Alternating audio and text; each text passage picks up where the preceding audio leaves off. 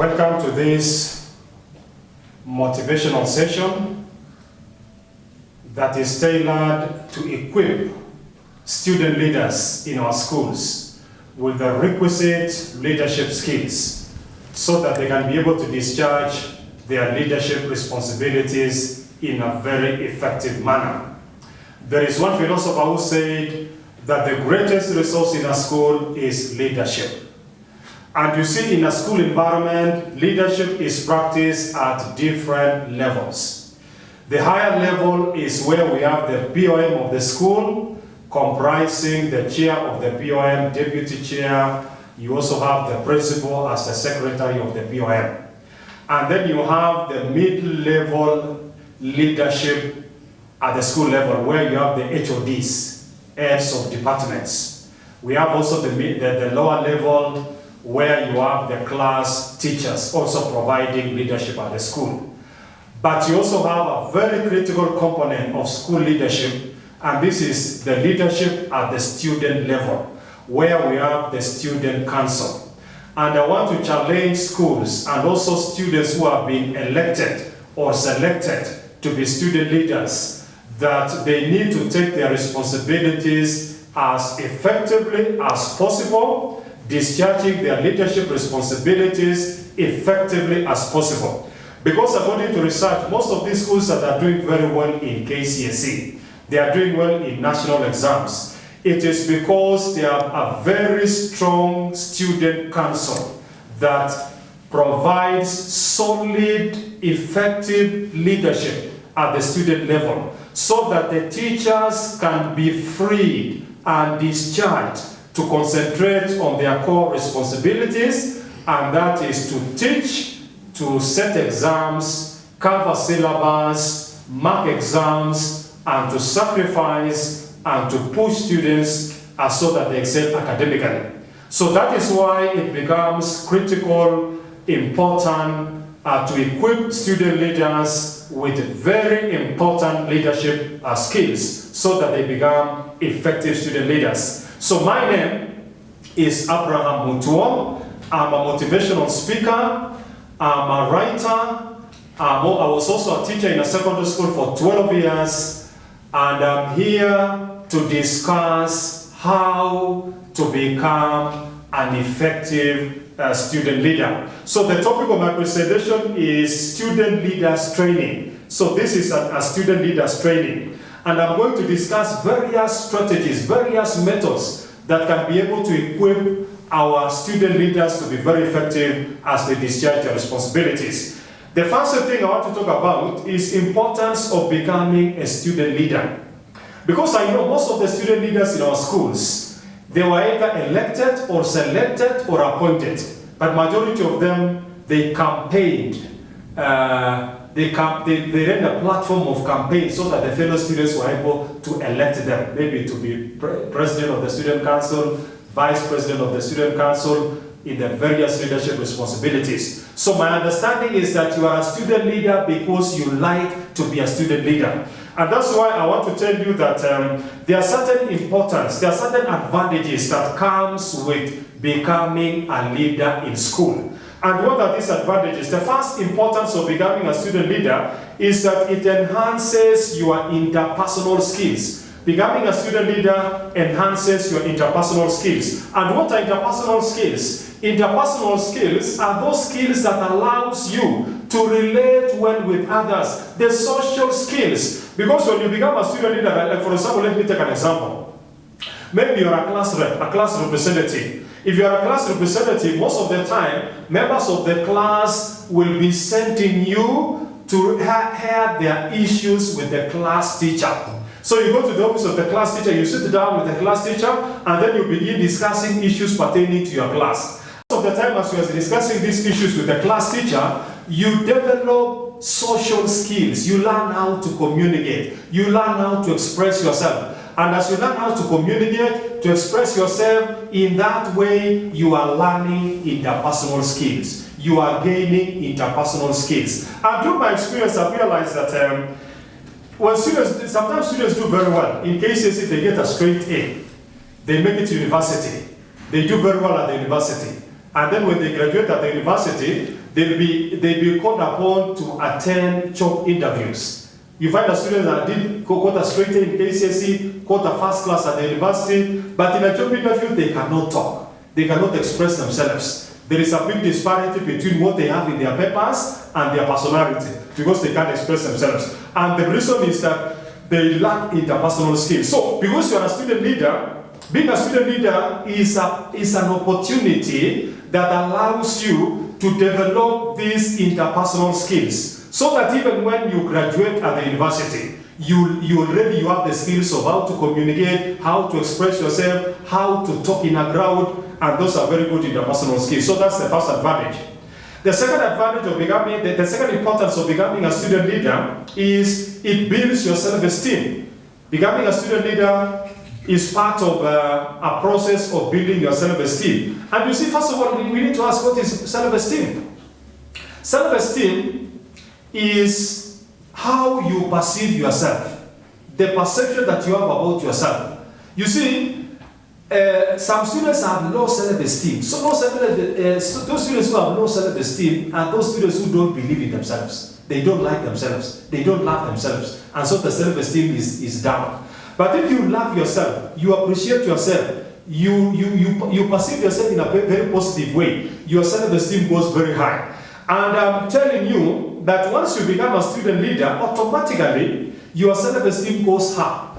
Your self-esteem increases. And why does it self-esteem increasing? Because you become a student leader. It's obvious. Like for example, you are the president of the student council.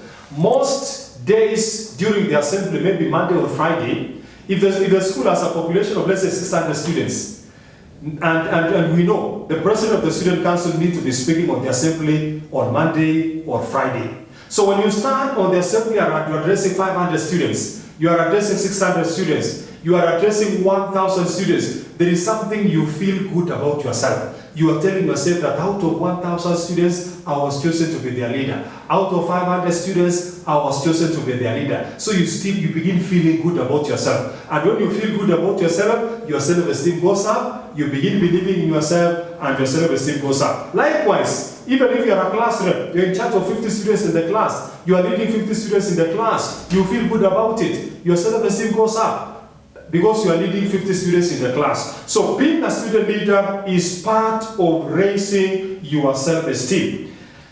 And then the third advantage of becoming a student leader is invest in your future. Invest in your future. And I want to tell you that there was a research which was done at the University of California. This research was done in 2004 at the University of California. In this research, it demonstrated beyond reasonable doubt that most of those people who were student leaders in school, ended up becoming leaders in future.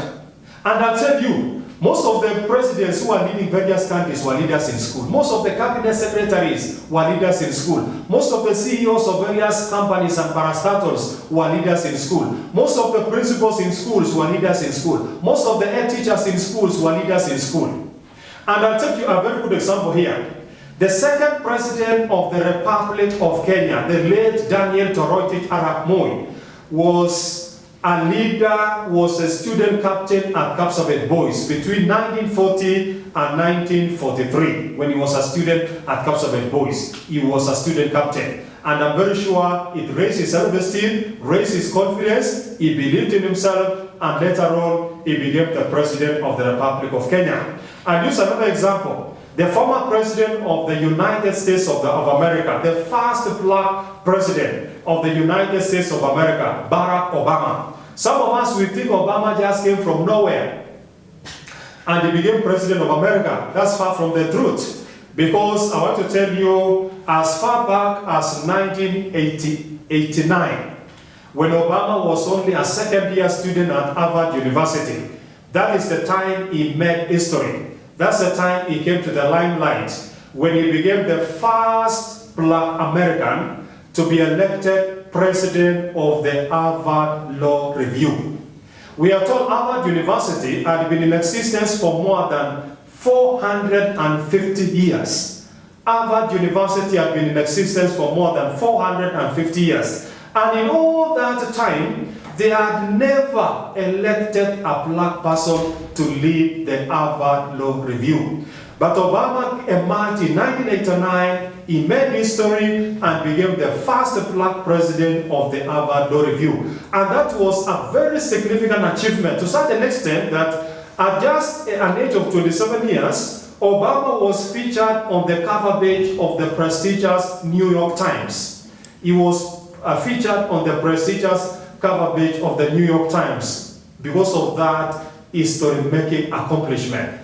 Which happened at Harvard University. And I'm very sure when he made history at Harvard University, it also gave him confidence, gave him the attitude, the positive attitude, the mindset. He began believing himself, and maybe he started telling himself, if I was able to make history at Harvard University, I can also make history in America. And that's why in 2008, at the age of 48 years, he became the first black president of the United States of America. So that is why you see that there is a value. There is a lot of value when you become a student, when you become a student leader in school. So when you become a student leader in school, it is part of the process that ends up making you to also provide leadership later on in your future. Number two, how to become an effective leader.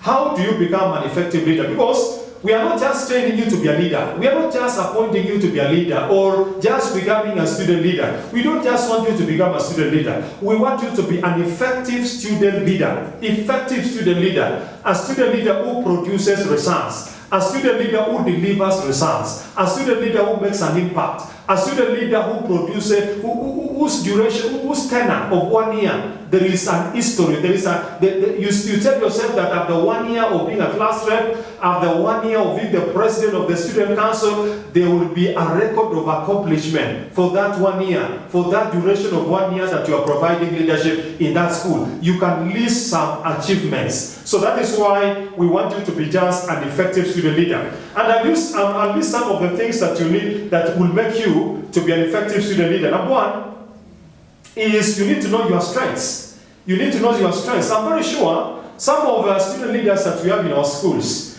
you have been given that responsibility because of the strengths that you possess. If, for example, you are captain sports, you are captain sports because you are very active in sports and you can be able to provide leadership. You can be able to lead by example because you are very active in sports. You can now be able to lead by example. Because according to the most intelligent man who ever lived, by the name Albert Einstein, Albert Einstein said, and I want to quote Albert Einstein. Albert Einstein said, an example is not another way to teach. It is the only way to teach. So according to Albert Einstein, if you have to teach anybody anything, just set a good example. And that's why, like for example, if you are a class rep, I'm very sure you are a class rep because you can provide leadership. You are a class rep because you can lead by example. And the kind of example that you need to lead in class is when it comes to academic performance. Because the core business of a class, of a classroom, is academic performance. And if you are a class rep, you should be among the top 10 students in that class academically. So that you can even have the authority to stand before the members of the class and challenge them to work hard, challenge them to be focused, challenge them to improve, because you are leading by example, you are improving yourself. Another way to become an effective leader is to gain experience. You can also become an effective leader when you gain experience. And now, what about gaining experience? If, for example, let's say you are the president of the student council, I'm very sure you didn't just come from nowhere. You are just an ordinary student from Form 1 to Form 3, and then you came from nowhere, and they just elect you to be a president of the student council. That is not possible. For you to be elected as a president of the student council, maybe the students and the staff may have noticed some leadership qualities in you. Maybe you practice as a leader in Form 1, you practice as a leader in Form 2. By the time you have practiced for 2 years, now you've gained experience of leadership. And now when you reach Form 3, now they can now actually elect you to be the president of the student council because you have experience. So that's why you say one of the ways to become an effective leader is to provide leadership for some time, After providing leadership for 1 year, for 2 years, you gain experience, and once you gain experience, you become an effective leader. Once you gain experience, you become an effective leader. Another way to become an effective leader is to be optimistic. You need to be optimistic. And you see, I always tell student leaders that leadership comes with a lot of challenges. In leadership, there is a lot of challenges. A lot of challenges comes with leadership. Because sometimes when you are a student leader, first of all, you need to deal with your own personal stress, and you also need to deal with the stress that comes from the other students. You manage your own personal stress, and you manage the stress of the students. So the combination of this stress can actually put you off balance. And that is why leadership requires that you become very optimistic. And what is to become optimistic? Optimistic means you always maintain a positive attitude, irrespective of the challenges that you are facing, irrespective of the challenges that you face in school, irrespective of the difficulties that you are going through. You maintain a positive attitude. Maintaining a positive attitude means you always believe things are going to get better. Even if the situation is bad, you believe things are going to get better.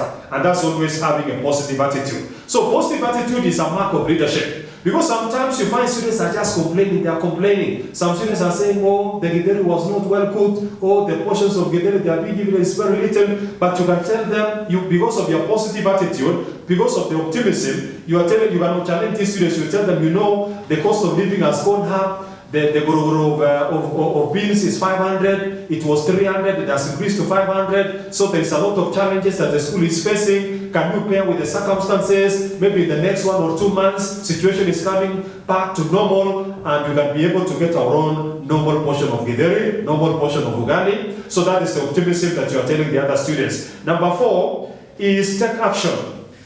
Leaders are always action-oriented. Leaders are action-oriented. I'll tell you, even in the Bible, we are told in Exodus 4 verse 2. In Exodus 4 verse 2, we are told there is a question that God asked Moses. God asked Moses a question. And the question, God asked Moses, what are you carrying in your hand? What are you having in thy hand? And you are told Moses answered, and he says, he was carrying a rod in his hand. He was carrying a stick in his hand. And we are told it was that stick that Moses was holding that was blessed by God. And that's why even the Bible is so clear. God cannot bless you if you are empty-handed. God cannot bless empty hands. You should be having something. You should be doing something. You should be having something that can be blessed. Even when Jesus wanted to perform the miracle of feeding 5,000 people, he asked, what do you have? And they answered, we have 5 loaves of bread and 2 fish. And those 5 loaves of bread and the 2 fish was blessed.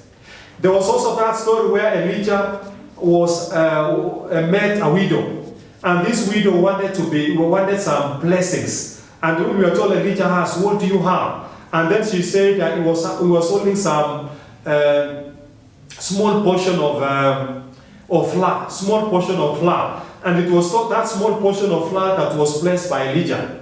And that is why God is always asking, what do you have? God is always asking, what are you doing? So that what you are doing is blessed. What do you have is blessed. And that's why for the student leaders who are listening to me today, I tell you, for you to get the blessings, you need to be taking action. So when you take action, you sacrifice, you are blessed. You take action, you are blessed. You lead the other students, you are blessed. You receive blessings because of what you are doing. And I always say, the universe always rewards the actions that we take. You cannot be rewarded because of what you know. You cannot be rewarded because of because of the intelligence that you have. That intelligence should be translated to action so that you can be able to get the blessings. So action means, if you are a student leader, for example, you are walking around within the school compound. You meet a group of students who want to sneak out of the school compound. You take action, you report. You take action, you report. You don't say, those students don't belong to my class. You don't say, I'm not on duty this week, so you can't report. No, report, take action. Take action every day within the school compound. And taking action is a mark of good leadership.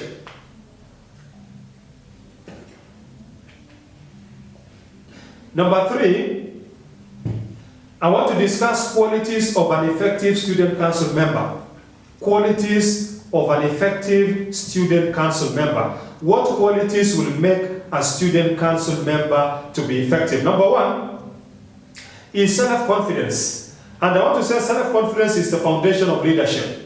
All these great leaders that we have in this world, they are great. They are great leaders because they have self-confidence. And you see, self-confidence implies you have confidence in yourself, you believe in yourself, you believe in your abilities, you believe you can provide excellent leadership, you believe that if you are a class rep, you can transform that class to be the best, you believe that if you are the president of the student council, you can use the opportunity that you have been given to use your great leadership attributes and to transform the student body to be the most disciplined, the most focused, and the student that will be willing to go beyond their beyond expectation and deliver the greatest results. So self-confidence is key. Another quality you need to develop is time conscious, because I want to challenge student leaders that as a student leader, you are supposed to balance two competing hemispheres.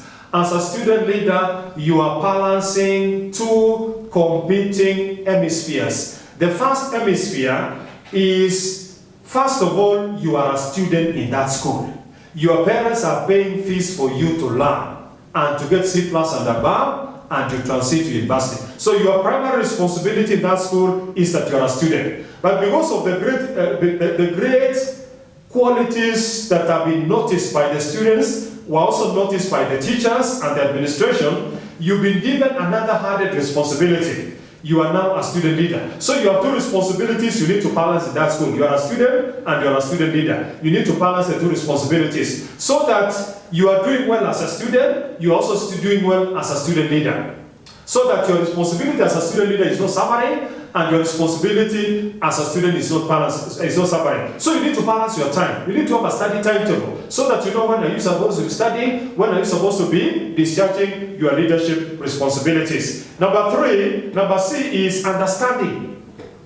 Great leaders have understanding. Because for you to provide effective leadership in that school, for you to provide effective leadership in that school, what it means is that you need to understand the students that you are leading.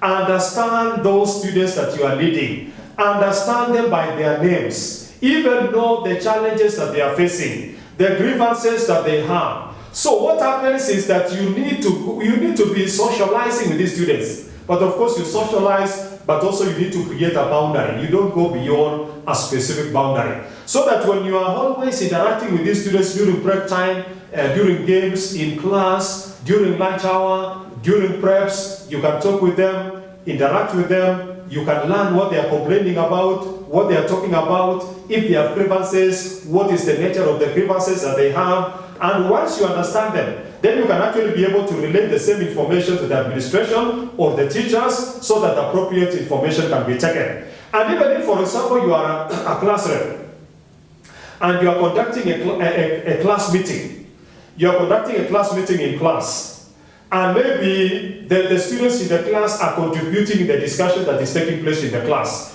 When, for example, you are supposed to call upon one of the students to contribute in a discussion in the class, you call that student using their name. If the student is called Mercy, you say, Mercy, I see your hand is up. Do you have a contribution you want to make? What about Mary? What about Joseph? What about Diane? What about Dan? What about Brian? You call them by their names. Calling them by their names is a mark of respect, and it means you understand them.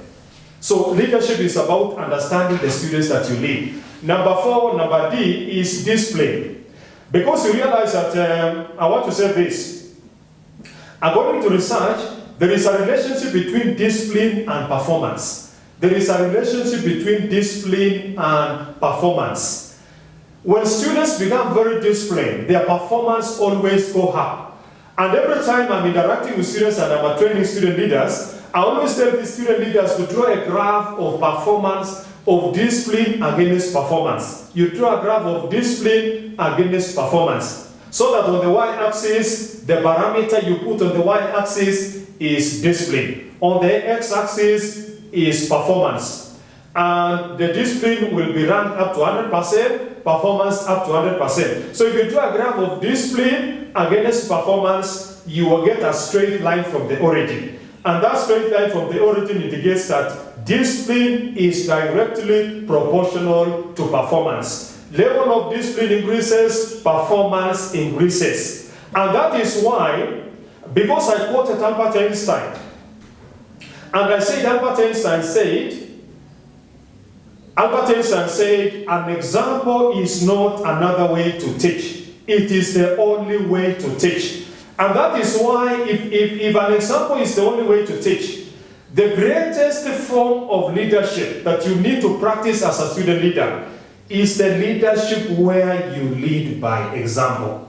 And that is why when we expect students in the school to be disciplined, we need to lead by example as student leaders by becoming very disciplined. So all student leaders must lead the way by becoming very disciplined. And if you become very disciplined, the rest of the students are going to copy you. They will also be very disciplined, and very soon the entire student body will be very disciplined. Number 5 is another quality that you need to develop is encouraging. Every student leader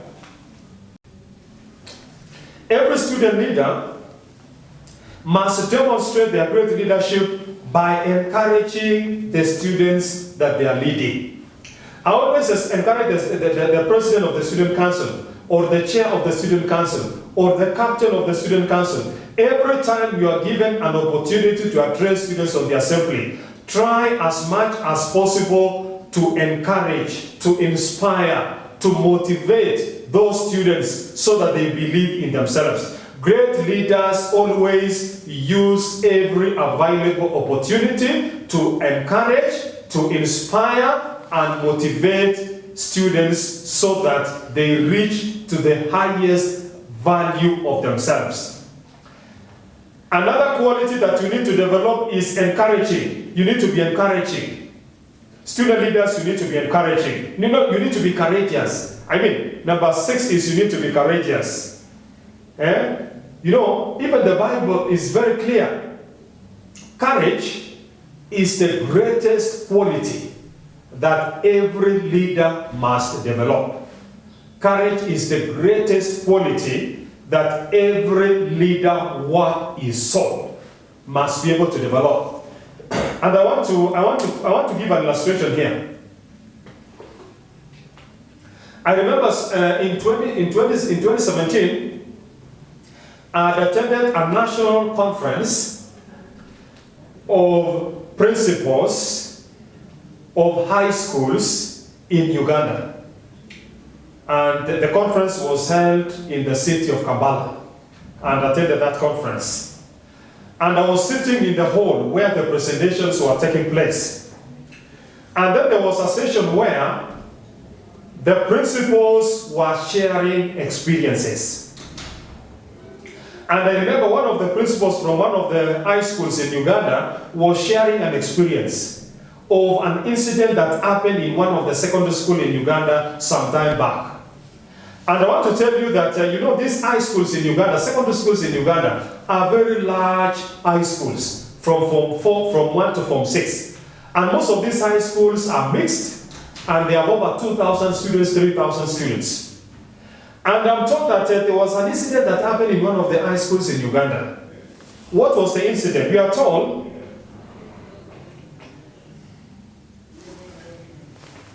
this incident happened during lunch hour, when students were lining up in the field to be served food. And you see, the kind of food they serve in Uganda is not the githeri they serve in Kenya. They serve the matoke. So when the boys and girls were lining up in the dining hall to be served food, we are told when one of the girls was served food in the plate, when the girl saw the food, when the girl observed the matoke in the plate, the girl realized that in the matoke, she had also been served a snail. There was a snail in the matoke. And you know the reaction of the girls. These girls started wailing loudly, crying loudly in the dining hall. And when this girl cried loudly, when she cried loudly, she attracted the boys. So when the boys came, they saw the matoke in the plate, they saw the snail in the plate. You know, that was already a strike. And we are told now, there was a commotion in the school. The students now, the boys and girls, started collecting stones. And they started throwing stones anyhow. And you see, as they were throwing stones, yeah, you know, that one was already a big commotion, strike. When they started throwing stones, we are told the watchmen ran away, the teachers ran away, everybody ran away. And the only person who was left in the school compound with the students who were throwing stones was the principal. And we are told the principal was a white man from Ireland. When this white man came from out of his office, he saw the huge commotion. You can imagine 3,000 students, there was 3,000 students running helter-skelter, throwing stones. You are told when this principal came out of the office, the principal was carrying a gun, but he was not holding a gun. But he made sure that the gun was visible. He was holding a pistol, but he had a pistol, but he was not holding it in his hand. But he made sure that it was visible. And then this principal marched straight to the dining hall, where there was the commotion. When he reached the dining hall, he requested to be given the food in the plate that contained the snail. When he was given that food in the plate containing the snail, we are told this principal sat down in front of the students. And they began eating that food containing the snail. He ate the food, he even ate the snail. When the students saw the principal eating the matoke and even eating the snail, you know, those students were shocked. They had never seen anything like that. In fact, even those students who were holding stones, they were so shocked to that, to an extent they even put down the stones they were carrying. And then they began observing what the principal was doing, eating the matoke, eating the snail. When the principal had finished, you know that now the commotion was subsiding. The principal stood up and he began addressing the students, and he was telling them where he comes from, Ireland, they actually eat snails, but that they had not been given snails deliberately. It was a mistake. And even if it was a mistake, it was not a serious mistake. So he told them, can you line up, eat your food, go to class. And the students obeyed, they lined up, they ate the food, and they went to class. So now I always ask students, what do you think are some of the leadership qualities that was demonstrated by that principal? That by just being courageous, marching to the dining hall where there was commotion and throwing of stones, and picking the food in the plate and eating the food, including the snail. That principal actually demonstrated great leadership qualities. Leadership qualities of courage, leading by example, self-confidence, understanding, all those qualities that have actually demonstrated. So duties and responsibilities of the student leaders. So on duties and responsibilities, we shall be discussing, I will be discussing the various duties and responsibility of every student leader. And we are going to begin with the duty and responsibility of the head student, or the chair of the student council. In some schools, the president of the student council.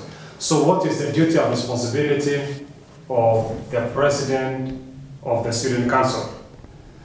You show leadership to all the student council members, as well as other students. So the responsibility of the head student, or the president of the student council, is to demonstrate leadership to all the student council members, as well as other students in the school. Another duty and responsibility is act as a guiding pillar to the rest of the student and the student council members. So the president of the student council is expected to be a guiding pillar. Guiding in the sense that every time the president of the student council is addressing students maybe on the assembly, during important functions within the school, he will be using that opportunity to guide students. Guide students on various ways and responsibilities, providing guidance on how students need to manage time, how they need to be disciplined, on good grooming, observing good time management skills. So the president of the student council should actually be communicating to students in various forums and giving guidance on the expectations that the students are supposed to meet. And the president of the student council is also the team leader. He is the team leader is the team leader for all the student council representatives. Remember, a student council is essentially a team. And first of all, what is a team? What is the definition of a team?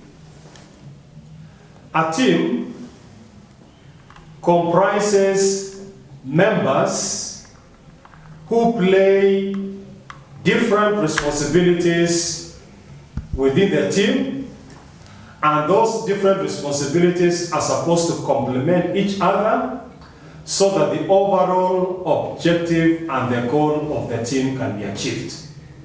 That is why a student council comprises leaders who play distinct and different responsibilities, and this qualifies to be called a team. I always refer to a student council as a team, and I always compare it with a football team. You know, a football team has 11 players, and those 11 players play different roles. You have the goalkeeper, you have the defenders, you have the midfielders, you have the strikers, you have the wingers. All of them play a complementary role. Each of them must contribute their optimal expertise and sacrifice to ensure that the team wins. If the strikers are very good, the defenders are very poor. Even if the strikers score many goals and the defenders let in many goals, the team cannot win. And that is why the defenders must be good, strikers must be good, midfielders must be good, wingers must be good, goalkeeper must be good, and that is the team can be able to win. The same with a student council team. We expect the president of the student council to provide great leadership, deputy great leadership. All the captains of the various departments provide great leadership. Class representatives great leadership, so that collectively the team can present great results and take the school to the next level. So we are saying the president of the student council should be a team leader, guiding a very effective team ready to deliver great results. The president of the student council is also supposed to set higher behavior standards. Remember at the outset I quoted a famous scientist by the name Albert Einstein. And I said Albert Einstein made a very, very famous statement, and he said, an example is not another way to teach, it is the only way to teach. And that is why when it comes to leadership, the great leadership is leading by example. You provide leadership, great leadership, by leading by example. So which means that what you want the rest of the students to do, you lead by example by doing it yourself. And that is why the president must set a very high, the president of the student council must set a very high example in terms of the behavior standards. We do not want a situation where the student body will get information that the president of the student council has a boyfriend. The president of the student council has a girlfriend. What would happen? The rest of the students will emulate, and very soon the entire student body will be plagued by a lot of unnecessary boy-girl relationships, which may affect the performance of the school. So you are expecting, so the president of the student council should be beyond reproach. Another duty and responsibility of the president of the student council is, we are expecting the president of the student council to work closely in consultation with the deputy principal to plan, implement, and evaluate other student council representatives' assignments and performance. So the president of the student council will be working closely with the deputy principal of the school to implement, evaluate other student council representatives' assignments and performance. Because we realize that the responsibilities that have been given to the student council members, they need to be constantly evaluated, so that those student council members who may not be meeting expectations, out of those evaluations, they can be given appropriate advice on the way they need to improve. Another duty and responsibility of the president is encourage and motivate student council members to exercise their roles with diligence. We are expecting the president of the student council is expected to call a student council meeting at least once every week.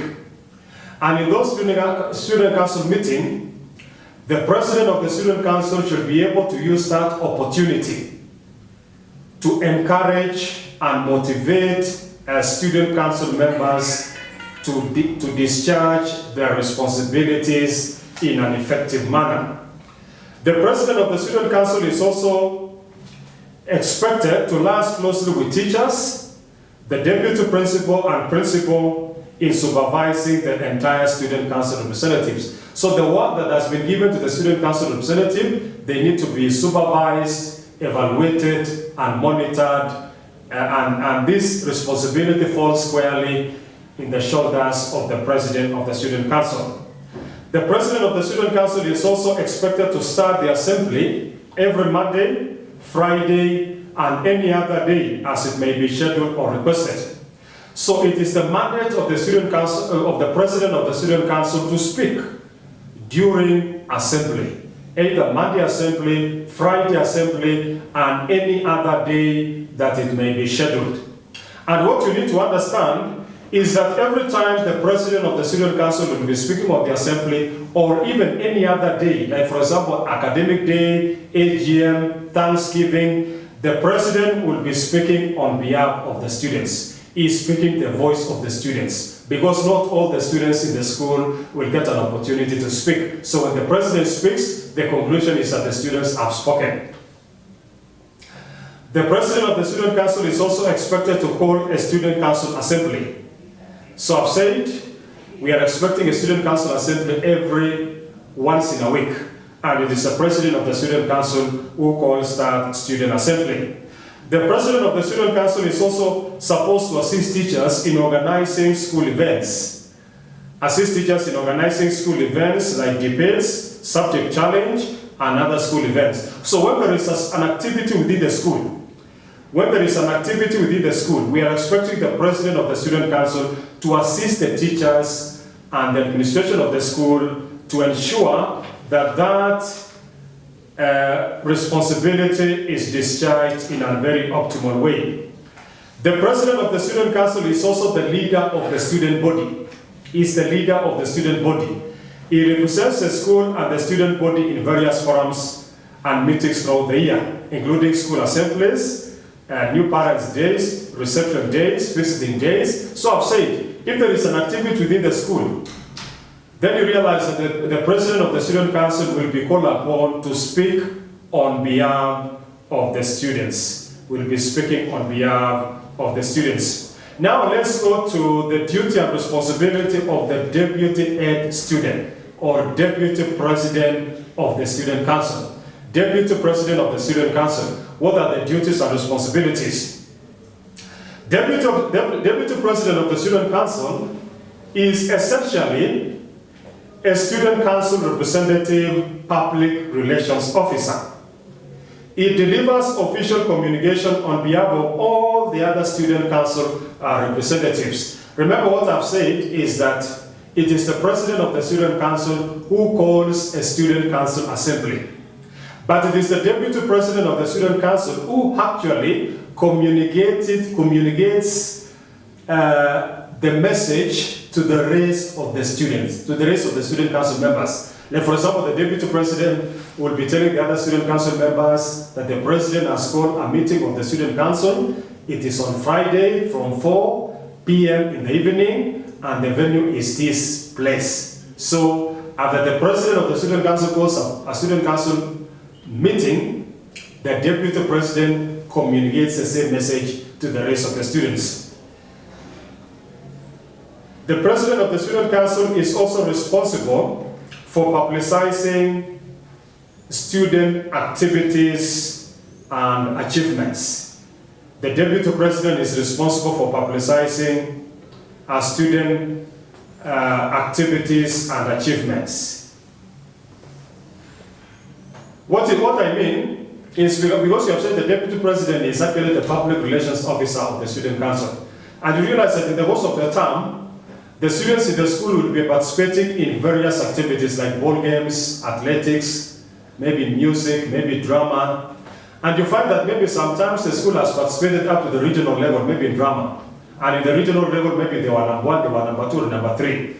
The same information and performance will be announced maybe on the assembly by the principal of the school, deputy principal of the school. But even after being announced on the assembly, we are expecting the deputy president of the student council to publicize that achievement on the school notice board. He will write maybe a notice, put it on the notice board, informing the students and any other visitor to the school that the drama group participated up to the regional level, they were number 1, or number 2, or number 3. So you are publicizing the achievements of the student body. The deputy president is also supposed to collect information on upcoming events that occur both within and outside of the normal school day.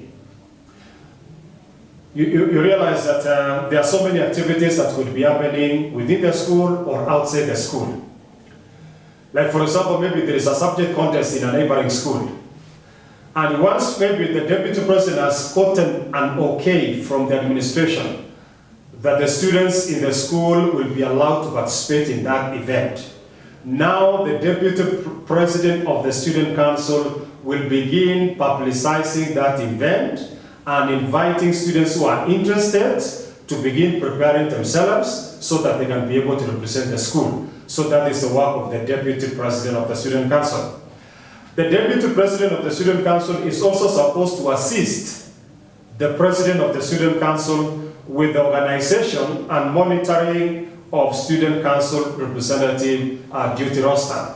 Because what you need to understand is that every member of the student council will be on duty on a particular week in the course of the term. And if a member of the student council is on duty on a particular week in the term, as their work in the course of that week must be evaluated and supervised to ensure that when a student council member is on duty, they are actually working, they are actually delivering. So we are expecting the deputy president of the student council to assist the president of the student council in supervising those student council members who are on duty to ensure they are actually working. The deputy president of the student council is also supposed to ensure that all the other student council representatives are well groomed and they model good behavior. Remember, I still reiterate, emphasize on the great words of Albert Einstein, who said, an example is not another way to teach, it is the only way to teach. And that is why members of the student council are expected to set a good example. And one of the good examples that members of the student council are supposed to set is in terms of the way they carry themselves within the school compound, in terms of good grooming, good dressing, and we are actually giving that responsibility. We are giving the president, the deputy president of the student council, the responsibility of every day supervising and monitoring members of the student council to ensure they are of good grooming and they are modeling good behavior. So supervising and monitoring members of the student council to ensure they have good grooming and they model good behavior falls squarely on the shoulders of the deputy president of the student council. The deputy president of the student council is also supposed to serve as a secretary in all student council representative meetings. Remember, in every meeting, minutes must be written. In every meeting, we are expecting minutes to be written. And in a student council meeting, we are expecting the secretary of the student council the deputy president of the student council to write minutes. The same way, the deputy principal of the school writes minutes during a staff meeting. In the absence of the president of the student council, the deputy president is supposed to monitor the assembly, is supposed to start the assembly. So when the president of the student council is not available, is not around for one reason or another, we will expect the deputy president of the student council to step in and speak on the assembly on behalf of the president of the student council. And then last but not least, this is another very important responsibility of the president, of the deputy president of the student council. You send out thank you notes to teachers on behalf of the student council representatives. What you need to understand is that it is always said that the most important human need is the need to be appreciated.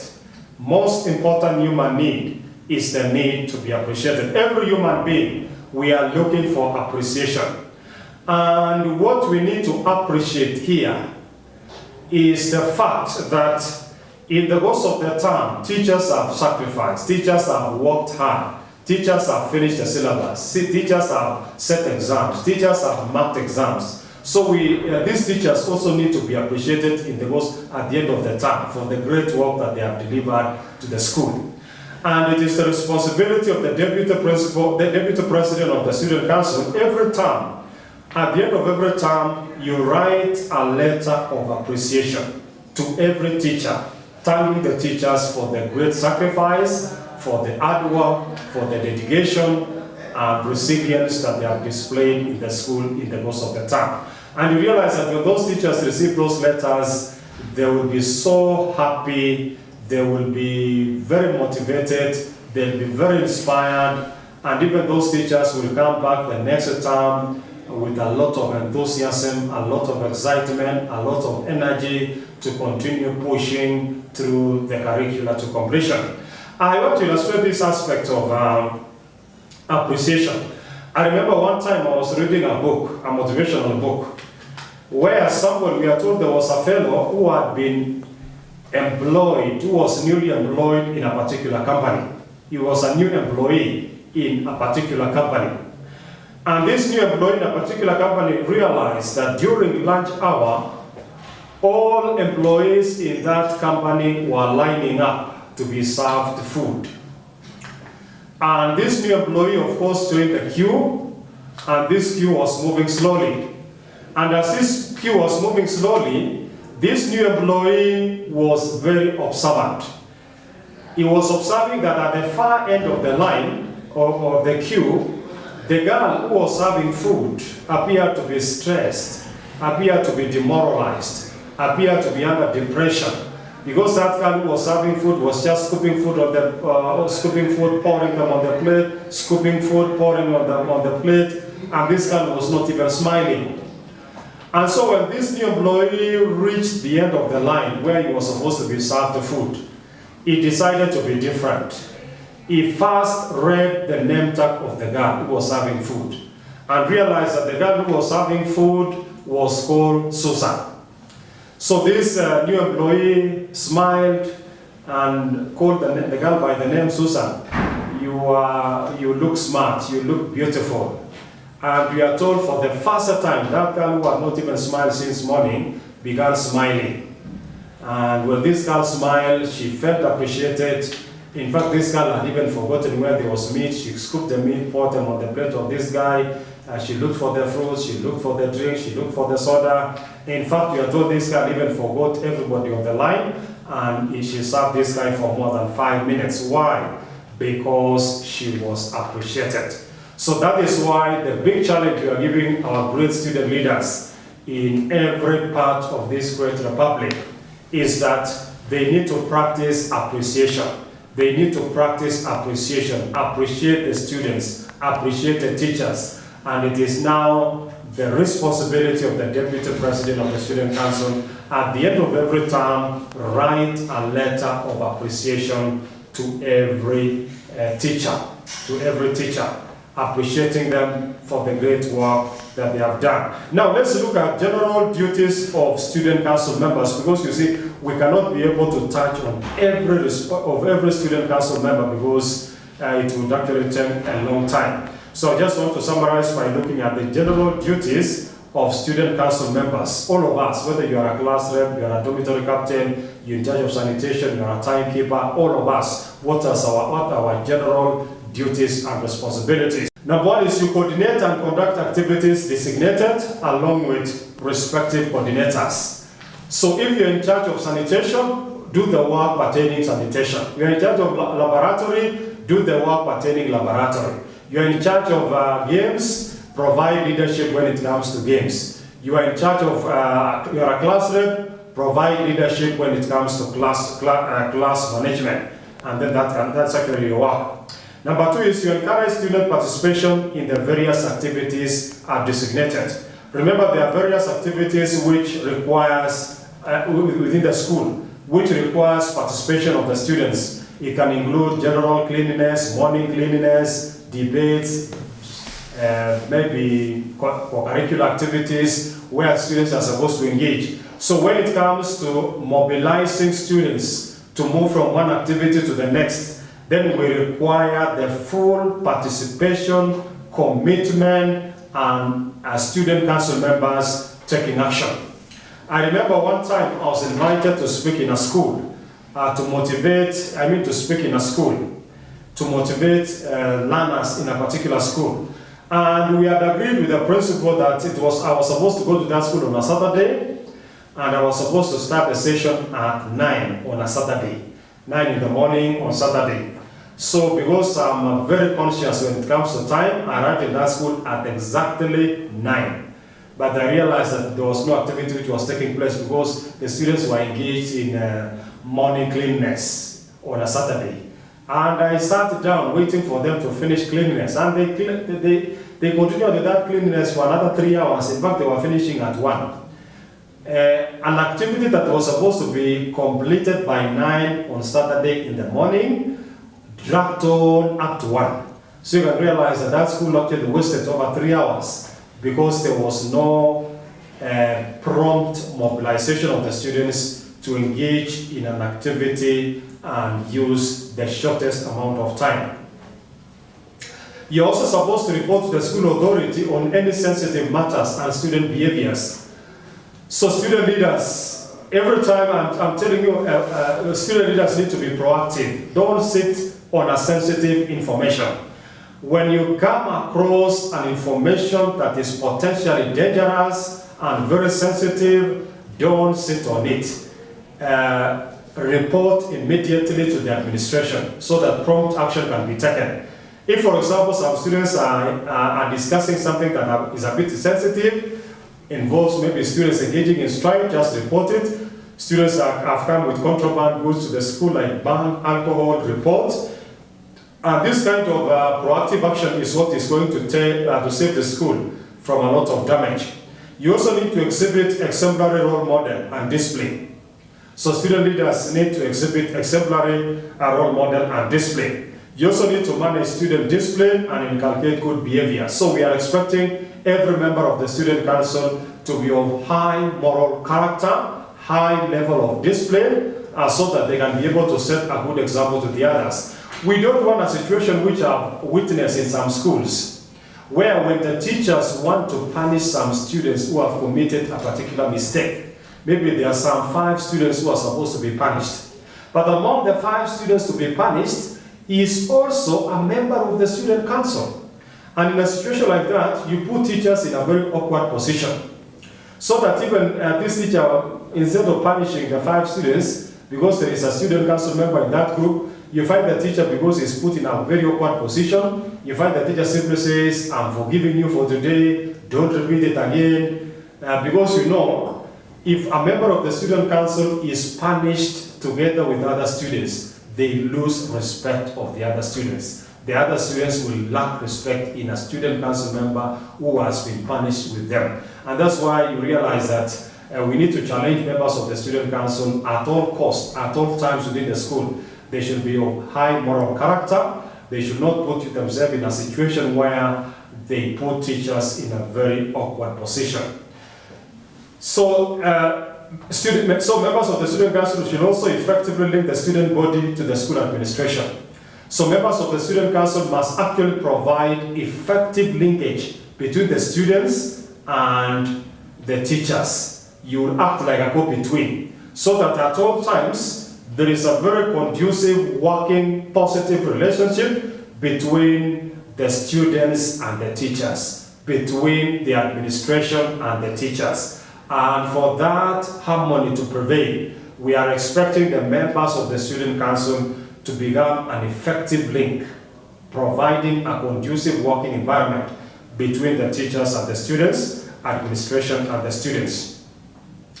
The Student Council members are also supposed to promote and sustain high level of discipline among students. Because remember I said earlier that the level of discipline exhibited by the students is going to determine the overall performance of the students. So at all times, members of the Student Council must ensure that the level of discipline within the student body is very, very high.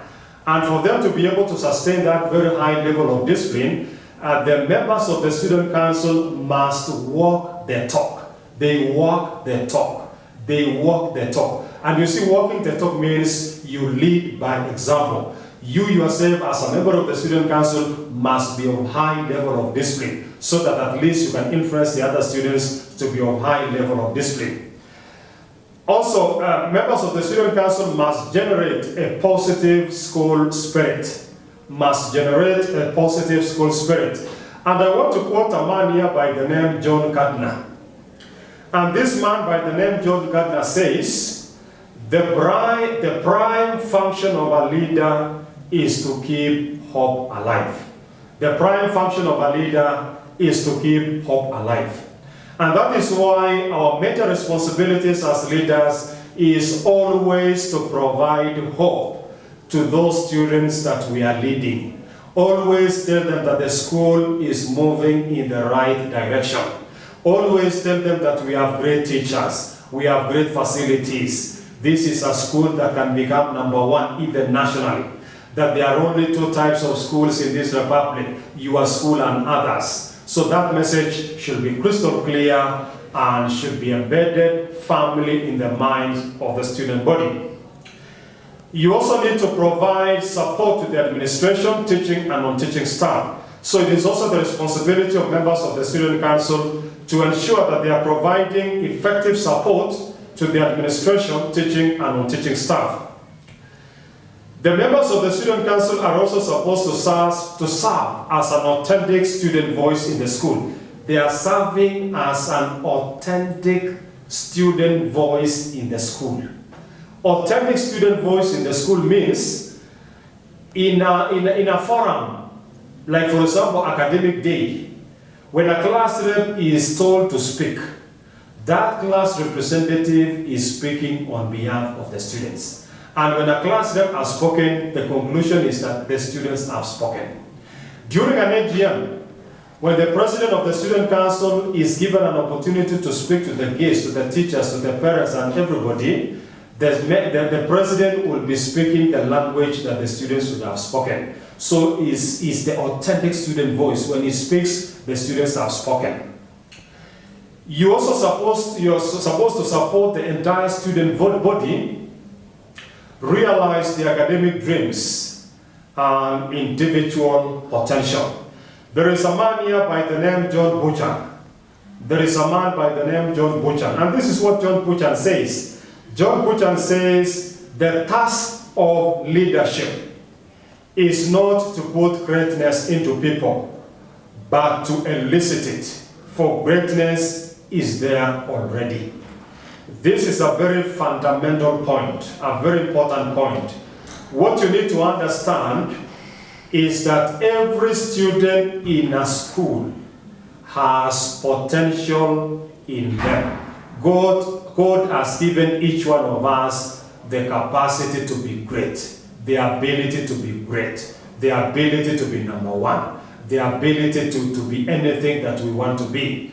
But the biggest challenge we have in our schools is that most of the students we have in our schools are not aware of their greatness, are not aware of the potential that they have, are not aware of the talents that are bestowed in them. And that is why it takes leadership to make these students to be aware of that greatness that they have, so that they can be able to unleash that greatness that they have. So the responsibility of making the students in our school to be aware of their greatness should fall on the shoulders of the members of the student council. So that every time you are interacting with students, either in class, in the dormitory, either in the library, on the assembly, in any other forum within the school, use that opportunity to challenge, to inspire, to motivate, and elevate these students to a very high level, so that constantly these students will always believe that they are great, will always believe that they are in a great school, will always believe that they are destined for greatness, and that they can have the power to release that greatness and become better in future. And then lastly here is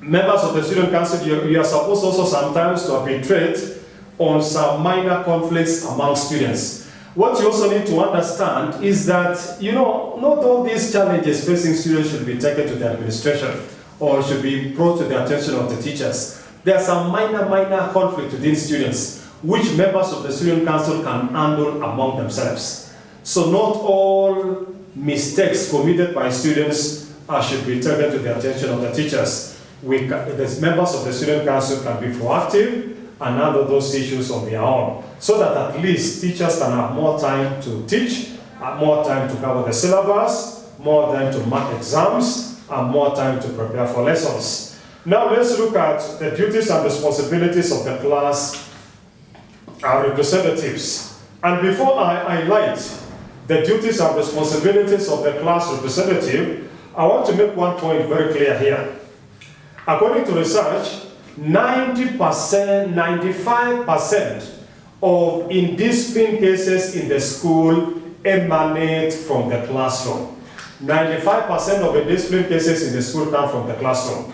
And that is why if class representatives become very committed, become dedicated, work beyond expectations, then you realize that we can actually be able to reduce indiscipline cases in the school by up to 95%. So that is what we are saying. Class representatives play a very critical role in handling, in actually managing their classes and significantly reducing indiscipline cases in the school by up to 95%. So that if we can reduce indiscipline cases in the school by up to 95%, the remaining 5% of indiscipline cases, which is so minimal and very insignificant, can actually be brought to the attention of the deputy principal, maybe the teachers, and maybe the principal. And then, so what are some of these duties and responsibilities of the class representative? Number one, they fairly represent students from the class without fear or favor. So members of the student council, they represent students from the class without fear or favor. A class rep is also a leader to all the students in the class. Remember, you are a leader of 40 students in the class, you are a leader of 50 students in the class, or you are a leader of 60 students in the class. You listen to the views and ideas of your class, and you pass them to the student council or the teachers concerned. Remember, the class rep is the only one in the class that attends a student council meeting. So before you attend a student council meeting, you must have sat down, you must have, first of all, held a meeting with members of your class. And most of the schools I've visited, I've realized that class meetings are always conducted maybe Tuesday in the morning for 20 minutes or Wednesday in the morning for 20 minutes. And in most of the schools, student council meetings are conducted on Friday, maybe from 4. So realize that before a class rep attends a student council meeting in the course of the week, he would have first of all have held a meeting with members of his class. And as you are holding those meetings with members of your class, allow members of your class to air the views that they have, to raise issues that they have, and as they are raising issues that they have, you can actually be writing those issues down in clear handwriting, so that some of these issues you'll take them for discussion in the student council, or you can take some of those issues to discuss with the class rep or the class teacher. What is most important to understand is that every issue that is raised by the students must be conclusively and exhaustively discussed and handled by the relevant offices, so that every issue is actually taken to its own logical conclusion. So the class rep also leads students in the class to decide what views to be taken to the student council. And what you need to understand as a class rep is that when you're holding that meeting with members of your class, maybe Tuesday in the morning or Wednesday in the morning, members of your class can raise so many issues can be raised, up to 10 issues. And as they're raising those issues, you're writing them down. If they raise, for example, 10 issues, it is not possible for you to take all the 10 issues for discussion at the student council. Because if every student council member brings 10 issues for discussion at the student council, then you realize that it will be totally impossible. It will be impossible to discuss all those issues. So once maybe the members of the class have raised maybe several issues, you can actually decide with them, with the class members, out of the 10 issues they raised, which one of them is so critical that needs to be taken for discussion in the student council. Once they say, out of the 10 issues we raised, can we take number 7 to the student council for discussion, or number 5 to the student council for discussion, or take issue number 3 to the student council for discussion. And then the rest of the issues, as a class rep, you can take them for discussion with the class teacher, so that all those issues that are raised by members of your class can be handled. So the class rep also is supposed to make regular reports to class members. Make regular reports to class members. Tell the class members all that is taking place within the school, all the progress that is taking place within the school, all progress that is taking place within the class, so that the members of your class are always kept abreast of what is happening within the class and also outside the class and within the school at large. The class rep is also supposed to answer questions from class members. You realize that when you're having those meetings, some members of your class will be asking you questions. They could be having some pressing questions that they want to ask you. If you're in a position, you can actually be able to answer those questions. But if you don't have the answer right away, don't pretend that you have an answer and then you just give half-baked answers. If you don't have the answer, you can be honest and tell members of your class that I don't have a ready answer for this question that you have asked. Give me an opportunity to go and discuss with the class teacher, to discuss with the subject teacher, or to discuss with the president of the student council, so that in the next class meeting, I will give the right answer. And if you can be able to do that, even those students in your class will trust you, will respect you, and your position will actually be secured. Another duty and responsibility of the class rep is you make members of the class feel accepted, respected, and acknowledged. So it is your responsibility, because you realize that in the course of in school during the term, you have those students who are homesick, you have those students who are stressed, you have those students who are depressed, you have those students who are not doing well in particular subjects, and they are having what we call academic stress. Others are having what we call social stress. And then it is your responsibility as a class rep to create a conducive learning environment within the class. And once you have created a conducive learning environment within the class, those members of the class, each one of them, they should be acknowledged, they should be respected, they should be accepted, they should be acknowledged, so that when they're in that class, they feel important in that class. They feel their presence is being recognized, and they participate fully in activities that are taking place in that class. Another duty and responsibility of the class rep is to discourage noise making, because you see, noise making can be a great distraction. There are those students who want to concentrate on their studies. If others are making noise, it becomes a great distraction. And that's why, as a class rep, you must also be able to put in very serious mechanisms and strategies that do not allow students to make noise within the class. You also need to convey or deliver messages to and from the teachers. So it is also your responsibility as a class rep sometimes to take messages from the students to the teachers, and also sometimes to take messages from the teachers to the students. And also sometimes when the students have done an assignment, they have done an assignment in the exercise books, you're also required to collect those books containing the assignments and take them to the staff room so that the teacher can be able to see, to review and mark that assignment. And you can also be constantly checking with the teacher. When the teacher has marked, you can return the exercise book to the students. You're also supposed to look after all the social welfare of the students by encouraging collaboration. And what you need to understand is that sometimes some of the students in the class are not doing well in particular subjects. Some are not doing well in maths, are not doing well in physics, are not doing well in chemistry, are not doing well in English. So what can happen is that you need to create an environment within the class where those students who are not doing well in a particular subject can be assisted by other students within the same class who are doing well in that particular subject. And the best way to do this or to achieve this is to encourage students to participate in group discussions, supervised group discussions. And in every group discussion, there should be a leader in that group that will managing that group, putting the group on track so that the group is not getting digressed, so that they focus on the material that they are supposed to discuss. And once these discussion groups within the class becomes very productive, then you realize that it becomes a win-win situation. It becomes a win-win where everybody wins. Whether you are doing well, you are not doing well, out of that discussion, each one of them is going to win.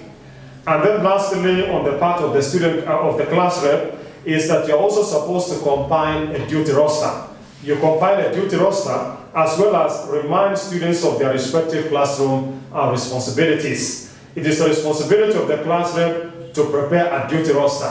And that duty roster must indicate those students who are supposed to be doing morning chores within the class, morning cleanliness, morning sweeping or mopping from Monday maybe to Saturday, or even to Sunday. And you need to supervise that, and you also set time. If the cleanliness is supposed to start at 6:30, ensure those who are responsible must actually be able to discharge that responsibility by 6:30. If they fail, then appropriate measures, including reporting them to the teacher on duty, should be taken so that at least the members of the class can know the expectations within the class. And then lastly, let's look at the duties of the boarding captain. Boarding captain, why are we focusing on the boarding captain? Because I want to emphasize that the boarding section is actually the most sensitive area in the school. The most sensitive area in the school is actually within the dormitories, the boarding section. Because you realize that in the strikes that has been, in the student strikes that have been staged for so many years in this country, it always follows one pattern. If there will be arson within the school, burning, if there will be burning of some buildings within the school, then the most likely place that the arsonists always burn is the dormitory. We have never seen striking students maybe burning the administration block, burning the classrooms, burning the school bus. No, they always burn the dormitories. And I think there is a psychological explanation for that. The psychology behind that, it is as a theory, is that these students who are engaging in strike, most of them are tired of the school. Most of them are homesick. Most of them are looking for opportunities to be sent home. So if they try to burn the classroom, they will not go home. If they try to burn the administration block, they will not go home. But the only way they know they can actually be allowed to go home is if they bring down the dormitories. So they will not have anywhere to sleep. And the only alternative is for them to go home. And that's why the dormitory becomes a very sensitive area which requires a lot of gathering of information. So what is the duty and responsibility of the boarding captain? Number one, the boarding captain is the team leader for all the student representatives working under the boarding section. Because you realize that you have those student representatives that are working under the various boarding sections, various dormitories, but you have the overall. The overall is the boarding captain. So the boarding captain will assist the school administration in information gathering. Because as I've said, the boarding section is a very sensitive area. So a lot of gathering of information is required. So this boarding captain should actually assist the administration in collection of information. Some of those information could be very sensitive. It can be related to administration in advance so that appropriate mechanism and measures can be undertaken to arrest a situation that was prone to slide out of control. Representatives, they need to be holding weekly a meeting once a week with members of their respective dormitories. Every house representative should hold a meeting with members of their dormitories. And in the course of those meetings, they can also be able to write down the views that the students residing within that dormitory will be raising, and the same can be shared with the HOD boarding department. The boarding captain will also advise the house representatives on the execution of their duties, because we have said it's a team leader. So this boarding captain should also be meeting the house representatives on a weekly basis, at least once in a week. And in the course of that meeting, he or she can actually challenge those house representatives as well as give them appropriate advice on the way they need to execute their duties in a very diligent manner to ensure that there is order within a particular dormitory, there is cleanliness within a particular dormitory, and also there is no wastage of resources and facilities within a particular dormitory. The boarding captain should also alert the president of the student council or any teacher of any impending danger. Maybe in the course of this boarding captain collecting information, he comes across a very sensitive information. Maybe some students have been found with bug in a particular dormitory. Some students have gone to the dormitory with some alcohol. Some contraband goods have found their way to the dormitories. Some students are discussing very sensitive issues touching the school. Then you realize that in a situation like that, you don't sit on that very sensitive information. You simply relay the same information quickly to maybe to the president of the student council, to any teacher, HOD, boarding, or even the deputy principal, or even the principal. You are supposed to sensitize and remind the students about their school regulation pertaining to behavior and use of facilities in the boarding. In the course of the boarding captain holding a meeting with members of the boarding, those students residing in the various dormitories, always use that opportunity to sensitize and remind students about school regulation pertaining to behavior and use of facilities in the boarding. Like for example, ensure that there are no running water in the dormitory. When that water is not being used, that will be wastage of resources. The lighting system should not be on when the students are in class. That will also be a wastage of resources. And also there should be cleanliness and order within the dormitory. The students must be socialized to learn how to make their beds. Every bed must be made by the students.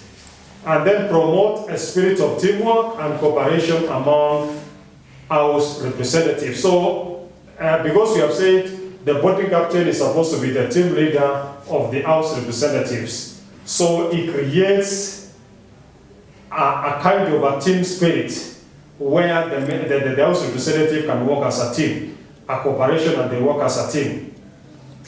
Also apply measures to discourage contrabands, such as cigarettes, cat, and alcohol from permeating into the boarding section. I know this one you work in consultation with the administration of the school. And this arrangement, which I've seen in so many schools, is that at the beginning of every term, when the students are reporting to school for a new term, their boxes are supposed to be checked at the gate. Their boxes are supposed to be checked at the gate before those boxes can be allowed to access the dormitories. So when those boxes are checked, they are checked to ensure that there are no contraband goods within those boxes. So realize that checking entry of contraband goods can be done in collaboration with the school administration, and is done every time the students are reporting to school or for a new term. And then lastly, the body captain will handle the house representative, the student representative complaints about the house representatives. The dormitory captain will handle the students' complaints about the house representatives. Maybe the students in a particular dormitory could be having issues with their house representative. They could be having some issues. So when issues arises, we are expecting the boarding captain to step in and maybe reconcile the students in that particular dormitory with their house representative, so that at least an amicable solution and arrangement can be reached. So thank you very much for listening. Thank you very much for your attention. I'm very sure at the end of this session, you are going to be equipped with the skills to provide effective leadership within the school. And with that effective leadership, the goals, objectives of the school is going to be met. The target means of the school in the course of the year will be met because of the great sacrifice, leadership responsibility that you are going to take. And I just want to quote a famous philosopher who said, at the end of the day, you will not be remembered by what you have. You will be remembered by what you do, the legacy that you leave behind. And that's why somebody said, leave the place better than you found it. So as members of the Student Council, for the 1 year duration that you'll be serving as a member of the Student Council, leave your school in a better place than you found it. Can you leave a legacy in that school? Be a great leader who will be remembered in that school for a very, very long time. So thank you very much. Be blessed.